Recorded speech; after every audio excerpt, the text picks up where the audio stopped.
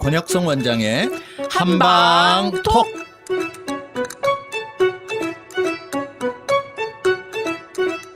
청취자 여러분 안녕하십니까? 권혁성입니다. 안녕하세요. 서유경입니다.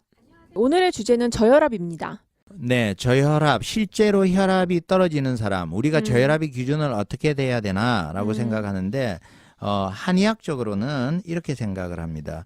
의학적으로는 혈압이 60에서 90, 아래 혈압이 90 이하로 떨어지면 저혈압, 그 다음에 수축기 혈압이 100 이하로 떨어지면 저혈압, 이렇게 우리가 분류를 하지만 사람마다 다 다른 거예요.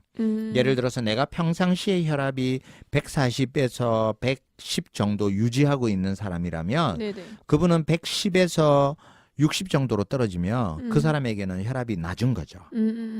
그리고 사람의 체질에 따라서 혈압이 높아야 되는 체질이 있고 낮아야 되는 혈압이 있는 거죠. 네네. 그런 개체적인 차이, 뚱뚱한 사람과 마른 사람의 혈압의 차이가 있을 수 있잖아요. 그죠? 네. 그런 개체적인 차이를 무시하고 모두 일률적으로 혈압이라고 이야기할 수는 없고요.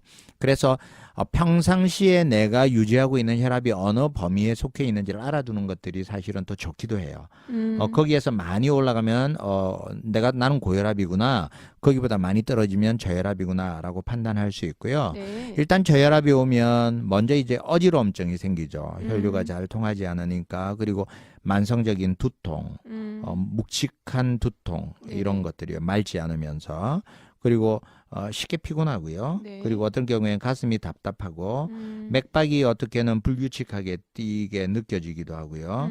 집중이 안 되고 눈이 침침해지면서 쓰러질 것 같고, 어떨 경우에는 호흡도 곤란하고 창백해지고 그러면서 실신하기도 하고, 심하면 저혈압에 의해서 사망까지 할 수 있는 뭐 그런 증상이 저혈압의 증상입니다. 네네. 선생님, 고혈압 환자들은 평생 약을 달고 사시는 분들을 많이 봤는데 저혈압 환자분들이 막 이렇게 정기적으로 약을 먹는다 이런 얘기는 별로 못 들어봤어요. 들어보셨죠. 예, 그래서 사실은 약으로 다스릴 수 있는 게 아니에요? 네, 많은 부분이. 그래서 앞서 원인에 대해서 설명을 드렸지만 네. 출혈이 있다거나 혈장량이 줄어드는 것들은 한번 뭐 수액을 맞거나 그다음에 출혈의 원인을 찾아서 뭐 혈액을 공급하거나 하면 이제 정상으로 회복이 되겠죠. 그리고 뭐 약물성이나 이런 것들은 약을 처치하면 되겠지만, 원인이 없는 본태성 저혈압, 본태성 저혈압이라는 거는 질환이 없이, 원인 질환이 없이 그냥 타고난 거죠. 유전적으로 예, 저혈압이 오는 거예요. 그런 저혈압일 것 같은 경우에는 의학적으로 사실 해줄 게 없어요. 그렇지만 혈압을 올리는 우리 그 의학의 약들은 에피네프린 같은 이런 약들을 이제 투여를 해서 혈압을 올리거든요.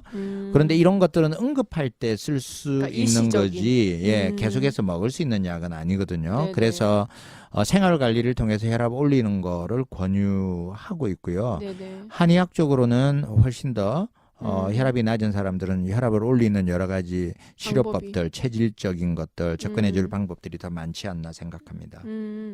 그러면 저혈압은 어떻게 치료해야 되는지 좀 천천히 알려주세요. 네, 일단 방금 잠깐 설명드렸듯이 네. 원인이 있는 것들은 네. 일단 원인을 찾아서 치료를 해야 되고요. 네. 기립성 저혈압이 있는 환자들, 이런 경우는 그냥 빨리 안 일어나야 돼요. 네. 그리고 천천히 일어나야 되고. 네. 그리고 기립성 저혈압 환자들이 항상 사고가 생기는 거는 아침에 사고가 생겨요. 침대에서 일어나다가. 네네. 가끔 침대에서 일어나다가 쓰러져서 머리 부딪혀서 응급실 갔다 왔다, 뭐 이런 분들, 그리고 다 침대 모서리에 부딪히거든요. 좁은 데는 쓰러지면서 화장대 모서리, 침대 모서리 이런 데 부딪히니까 네. 응급 상황이 생길 수 있죠. 그래서 그런 의심이 되는 분들은 침대에서 일어날 때 서서히 옆으로 일어나서 앉았다가 그다음에 또 괜찮으면 그다음에 일어섰다가 그다음에 한 발자국 서서히 떼는 이런 평상시에 의자에 앉아 있을 때도 똑같고요. 네네. 그 외에도 이제 평상시에 먹는 양들, 영양들이 부족해서 음. 내가 좀 어지럽다라고 하는 사람들은 그런 영양 공급을 충분히 할 수 있도록 해야 되고요. 네.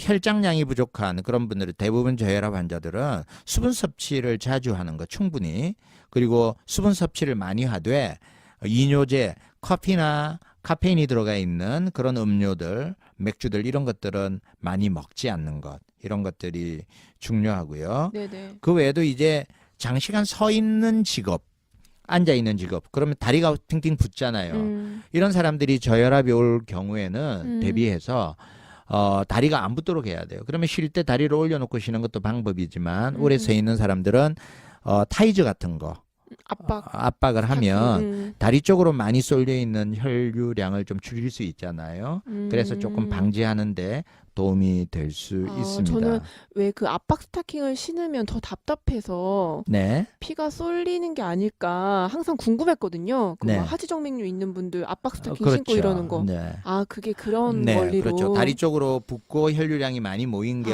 더 못 가게 하는 그렇죠. 거구나. 압력도 낮아지고 기력도 없으니까 네네. 위로 잘 못 올라가잖아요. 그런 효과가 있는 네네네. 거죠.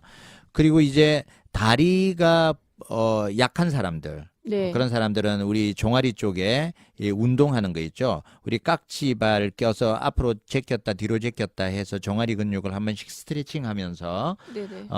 근육을 움직여주는 거는 혈관의 탄성을 좋게 만들어주기 때문에 네네. 장기적인 도움이 될 수 있습니다. 까치발. 그렇죠. 저 까치발에 깍지발이라고 해서 발로 깍지를 어떻게 끼지 그랬어요. 까치발. 까치발해서. 네네. 그리고 선생님 그런 것도 있잖아요. 저혈압 환자들은 뜨거운 데 들어갔다 나오는 거, 뭐 사우나, 찜질방 맞아요. 이런 거 되게 조심해야 되잖아요. 맞아요. 네, 맞습니다. 사우나 같은 것도 하고 갑자기 뜨거운 데 있다가 갑자기 침 나온다. 돌잖아요. 그렇죠. 맞습니다. 그런 뜨거운 데 들어갈 때 항상 조심해야 되고요. 네. 실제로 심근경색이나 혈관 질환을 앓고 있는 사람들은 항상 그 사우나 아침에 그다음에 화장실 가서 되게 사고들이 많이 생기죠. 그런 것들은 온도 변화, 그다음에 혈압의 변화 때문에 응급 상황들이 생기니까 미연에 주의를 하시는 게 좋겠습니다. 네, 오늘 저혈압에 대한 이야기 나눠봤습니다. 오늘도 감사합니다, 선생님. 네, 수고 많으셨습니다. 네, 지금까지 진행의 권혁성, 서유경, 제작의 김미옥, 박송이었습니다.